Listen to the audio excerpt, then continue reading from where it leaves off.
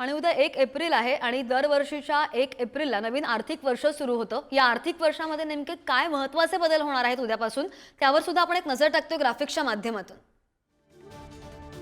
1 April पासून कर रचनेमध्ये बदल होणार आहेत. नव्या कर प्रणालीनुसार 12 लाखांपर्यंतचं उत्पन्न करमुक्त होईल. 12,75,000 वार्षिक उत्पन्न 1 एप्रिल पासून करमुक्त होणार आहे. मोबाईल नंबरशी जोडलेली यूपीआय खाती दीर्घकाळ बंद असल्याचं बँक रेकॉर्डमधून काढण्यात येणार आहे.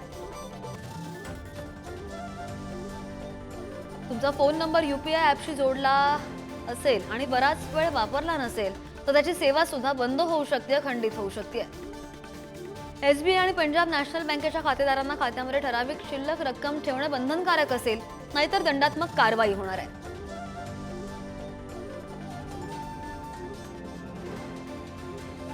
क्रेडिट कार्डच्या नियमामध्ये बदल होणार आहेत. बक्षिसं आणि सुविधांवर सुद्धा परिणामाची शक्यता वर्तवली जाते. टोल नाक्यांवर फास्टॅग बंधनकारक असेल, अन्यथा दुप्पट टोल आकारणी होणार आहे. मुंबई पुणे एक्सप्रेससह राज्यभरातील रस्त्यांवरील प्रवास सुद्धा महागणार आहे. टोलच्या दरांमध्ये राज्यामध्ये 3% वाढ होणार असल्याची माहिती आहे. एलपीजी सिलेंडर, सीएनजी आणि पीएनजीच्या किमतींमध्ये सुद्धा बदलांची शक्यता वर्तवली जाते.